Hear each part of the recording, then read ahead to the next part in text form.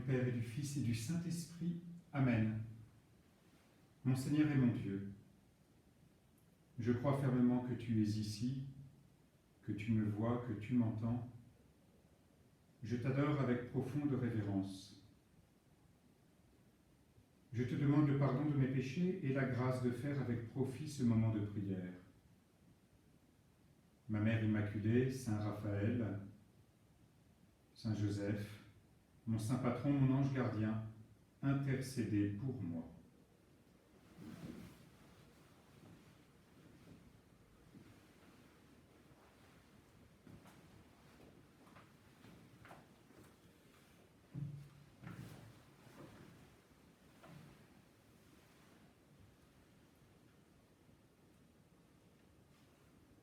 Nous voici devant toi, Seigneur, au terme de cette semaine, alors que nous entrons dans ce dimanche, ce soir.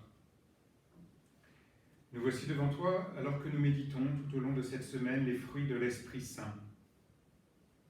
Et le dernier fruit de l'Esprit Saint que mentionne saint Paul dans sa lettre aux Galates, c'est tout simplement la maîtrise de soi. L'homme qui ne se gouverne pas est une ville en ruine, nous disent les proverbes. L'homme qui ne se gouverne pas est une ville en ruine. Et nous pensons aussi à ce qu'écrit saint Pierre dans sa deuxième lettre,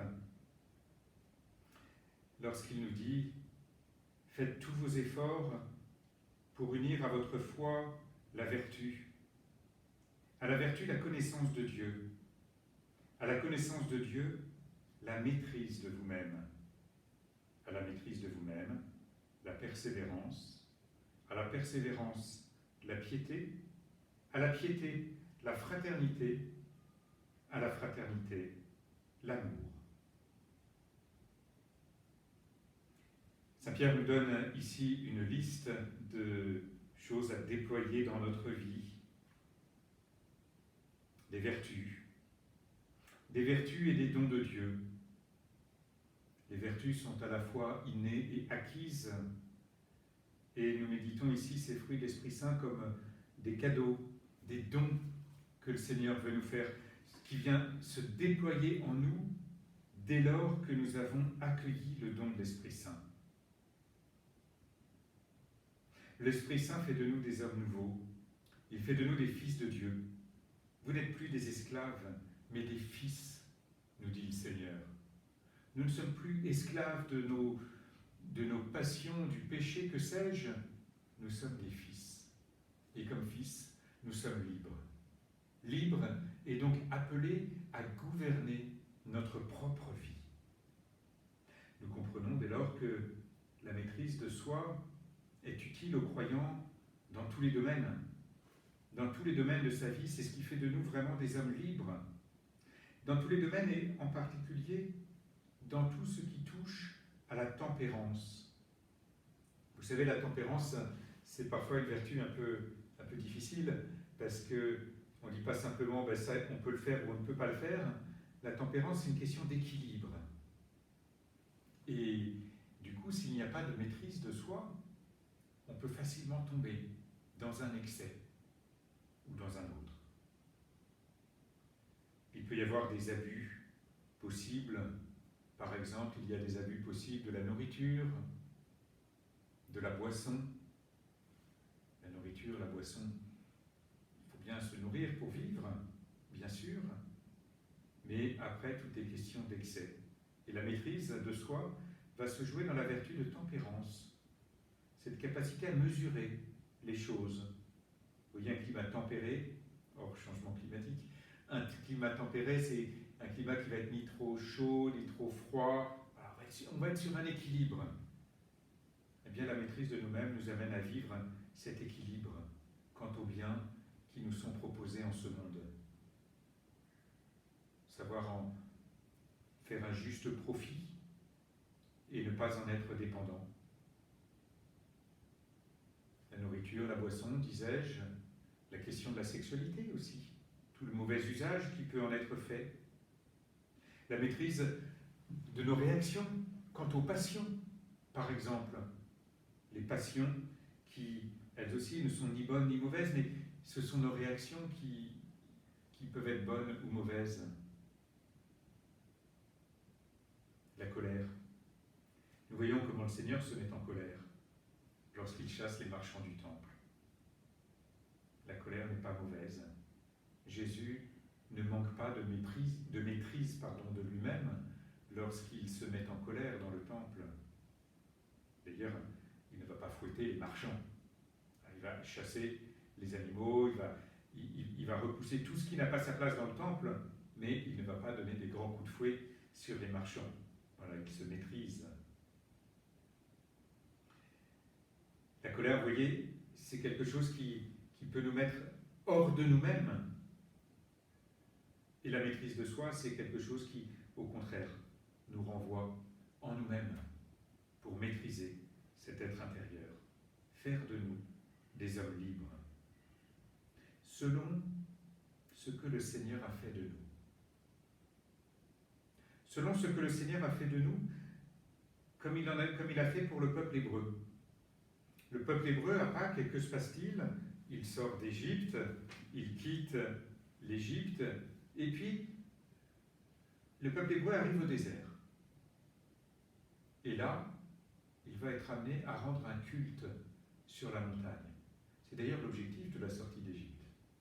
Lorsque Moïse demande à Pharaon la possibilité pour son peuple de sortir d'Égypte, c'est pour aller rendre un culte à Dieu sur la montagne. Et puis finalement, cette sortie d'Égypte, avec tout qui aura été repoussé par le refus de Pharaon, l'endurcissement de son cœur, et puis les plaies d'Égypte, cette sortie sera définitive. Les Hébreux sont passés, lors de la sortie d'Égypte, de l'esclavage au service. De l'esclavage de Pharaon au service de Dieu. Ils sont devenus son peuple, le peuple de Dieu. Dieu a enfanté son peuple au désert. Passant de l'esclavage au service, le peuple hébreu découvre la liberté. Il en est de même pour nous. Nous sommes passés de l'esclavage au service de Dieu par notre baptême.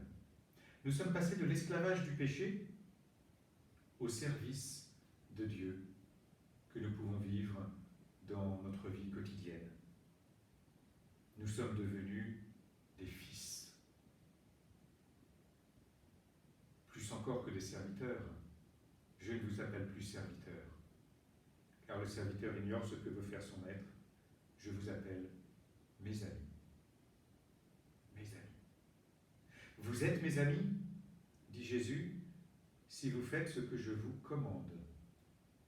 Et ce que je vous commande, c'est de vous aimer les uns les autres. Nous comprenons ici que être serviteur, être fils, être ami, n'empêche pas de devoir obéir.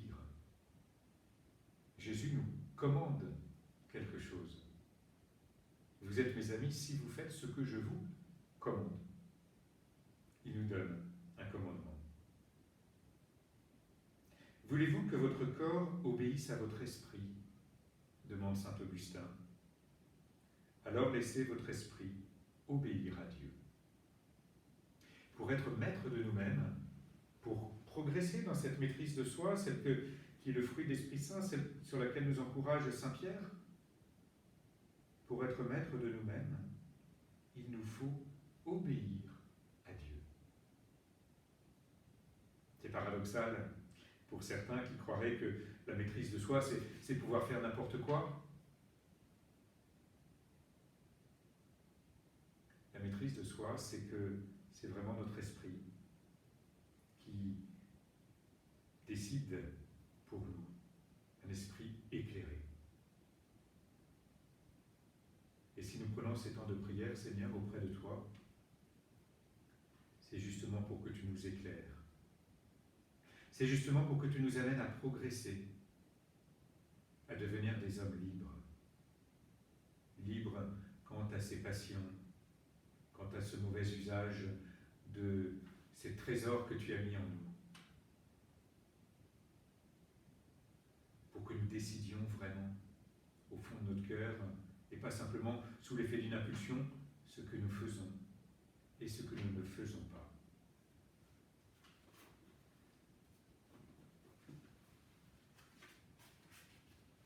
Saint Paul, dans sa lettre aux Romains, c'est vers la fin de sa lettre, nous dit « Votre obéissance est maintenant connue de tout le monde, et je m'en réjouis pour vous. Mais je veux que vous soyez avisés pour le bien et sans compromission avec le mal. » Voilà le chemin de la maîtrise de nous-mêmes que saint Paul nous propose. Être avisés pour le bien, sans compromission avec le mal. En fait, il nous propose de faire de notre vie quelque chose de beau, quelque chose de grand, correspondant au projet de Dieu, tout simplement. L'Esprit Saint nous établit, nous l'avons dit plus d'une fois, à la ressemblance de Dieu, en nous permettant d'avoir la maîtrise de notre propre vie. Il nous permet de choisir comme Dieu le bien, de ne pas nous compromettre avec le mal.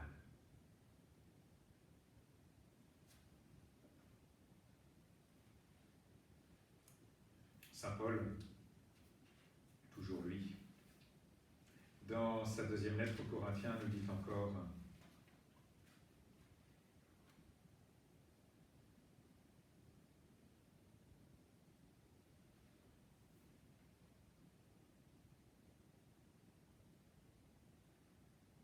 dans sa première lettre aux Corinthiens, pardon, je ne retrouvais pas la phrase que je cherchais.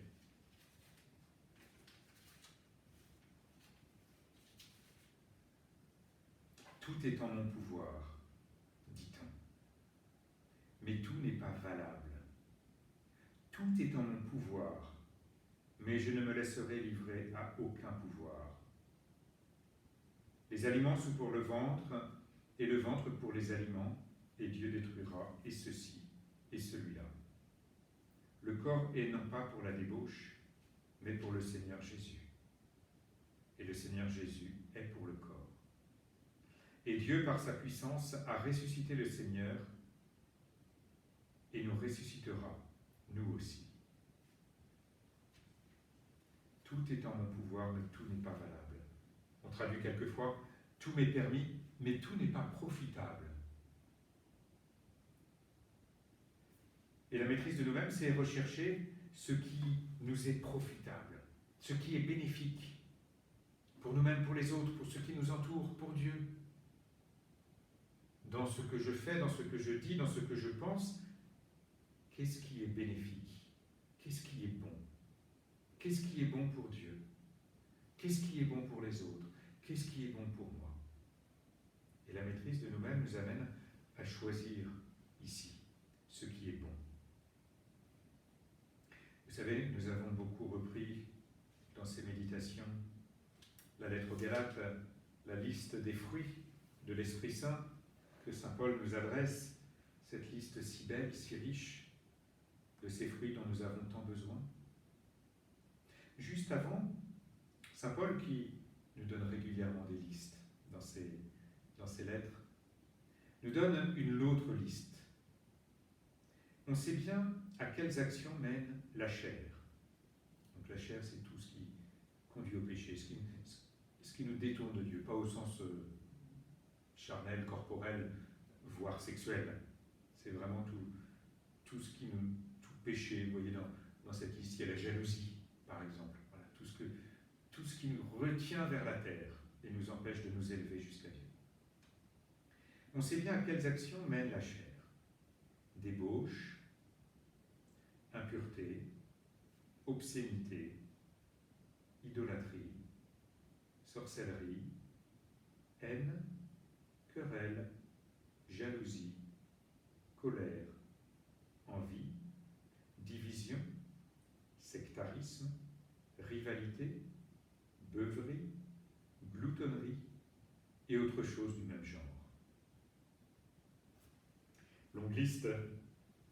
Longue longue liste de choses évidemment qui ne nous conduisent pas vers Dieu, mais qui peuvent être des tentations dans notre vie, parce que nous sommes parfois tiraillés, le péché travaille en nous. Et du coup, nous comprenons que face à cette liste, nous avons besoin non seulement de tous les fruits de l'Esprit Saint que nous avons déjà vus, mais aussi de ce dernier, celui qui vient comme achever cette liste de Saint Paul, la maîtrise de nous-mêmes. C'est comme un achèvement, vous voyez, un peu comme les 10 commandements, qui commencent par l'amour de Dieu, qui se prolongent par l'amour du prochain, et qui s'achèvent, 9e, 10e, par ce qu'il y a dans notre cœur, les pensées, et qui peuvent donner racine, qui peuvent être la racine de péché en acte. On a un peu la même chose, en quelque sorte, dans ces fruits de l'esprit. Les premiers qui nous tournent davantage vers Dieu, l'amour, en particulier parce que Dieu est amour. Puis les suivants qui concernent aussi nos relations avec les autres, la bonté, la bienveillance, la fidélité, la patience. Et puis enfin, celui qui nous tourne plus vers nous-mêmes pour pouvoir achever le tout, y trouver une racine, en quelque sorte, une force pour tout le reste. Parce que l'Esprit Saint vient fortifier notre volonté ici, avec la maîtrise de nous-mêmes. Il fortifie notre volonté pour que nous puissions déployer tout le reste, pour que nous puissions contrôler nos actes.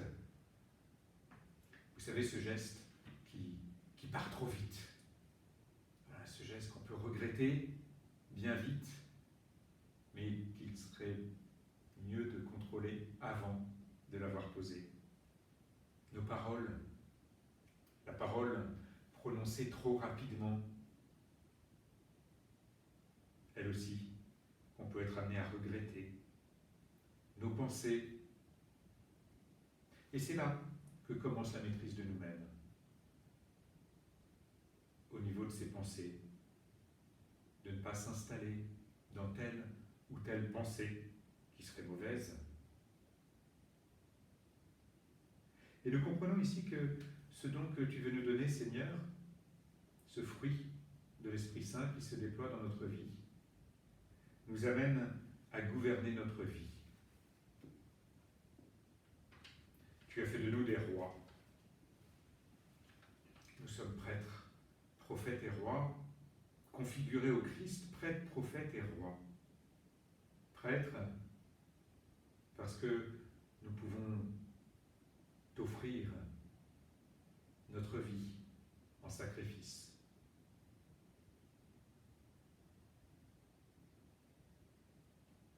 Prophète, parce que nous pouvons transmettre ta parole, donner ta parole autour de nous. Et roi, parce que tu nous as amenés à gouverner notre propre vie. Adam et Ève ont reçu la mission de gouverner toute la création, et à leur suite, les hommes ont reçu cette mission, sans faire n'importe quoi, bien sûr, de cette création.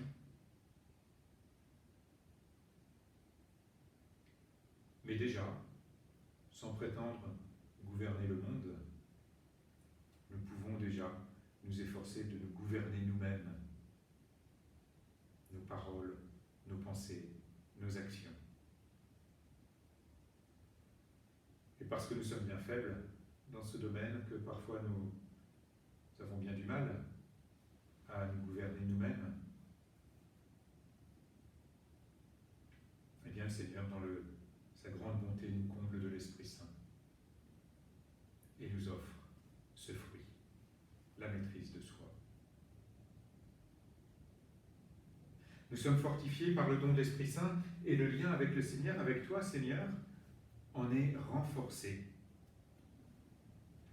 Nous comprenons ici, en méditant ces fruits de l'Esprit Saint, qu'il ne s'agit pas de chercher à devenir un homme parfait par nous-mêmes.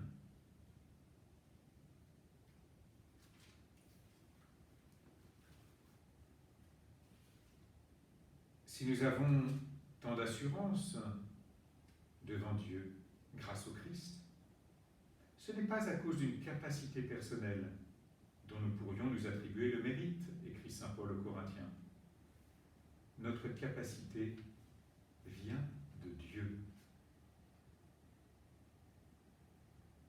Notre capacité vient de Dieu.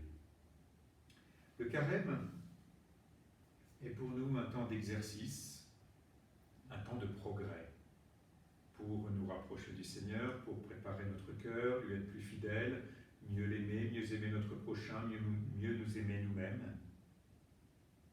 Un temps de progrès aussi pour apprendre à nous maîtriser nous-mêmes.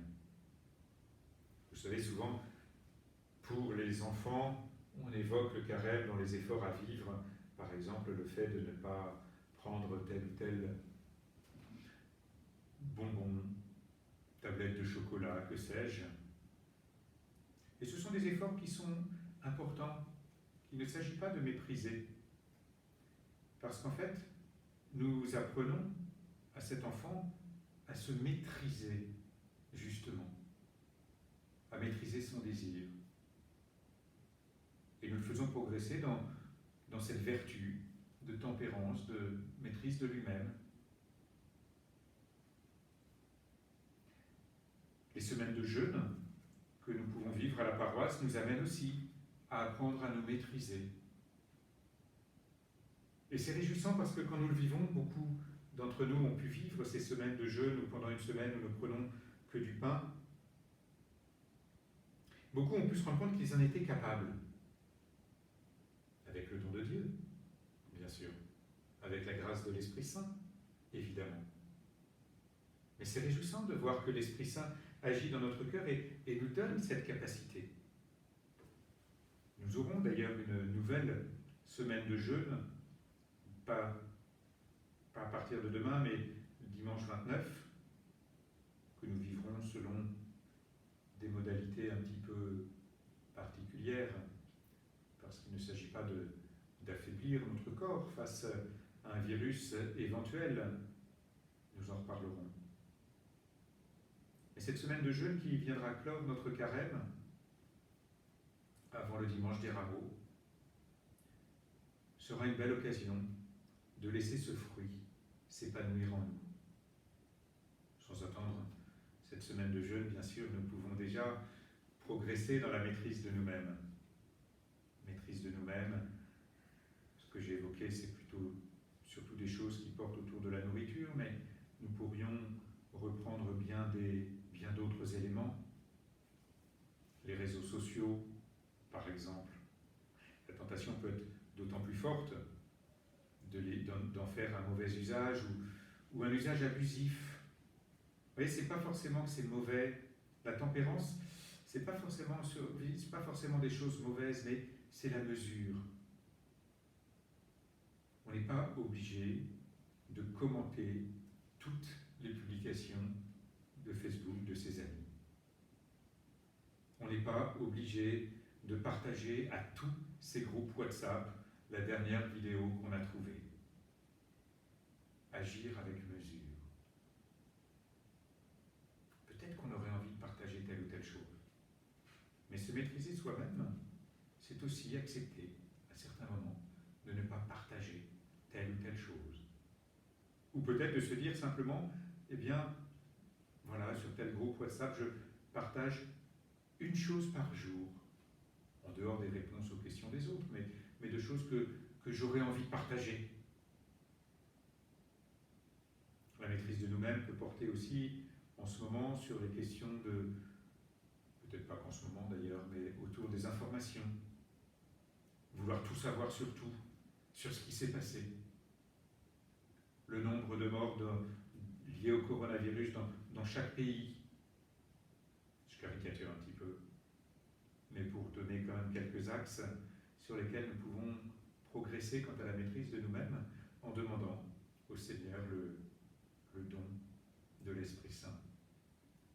produire en nous son fruit, que nous puissions maîtriser notre vie. Parce que, vous voyez, ce fruit de l'Esprit Saint est très lié à cette vertu de tempérance. Et à partir du moment où nous progressons dans un domaine, par exemple Internet, si je retiens ce domaine-là, nous progresserons dans d'autres domaines. Si nous sommes capables de ne pas nous laisser diriger par d'autres choses sur un domaine particulier, eh bien nous deviendrons davantage capables de ne pas nous laisser diriger par d'autres choses sur d'autres domaines. Dirigé par d'autres choses, ça peut être la colère, ça peut être tout ça. Voilà. Oui, nous avons besoin, Seigneur, de ton don, de l'Esprit Saint. Nous avons besoin de cette source vive que tu nous proposes, que tu promets à la Samaritaine. Nous en avons besoin pour notre vie. Aussi, au terme de cette semaine, Seigneur, nous avons pris le temps de regarder chacun les fruits de l'Esprit Saint. Nous te demandons de renouveler en nous ce don. Nous invoquons du fond du cœur l'Esprit Saint. Viens, Esprit Saint, allume en nous le feu de ton amour. Emplis l'âme de tes fidèles. Si l'Esprit Saint demeure en nous, notre vie portera tous ses fruits.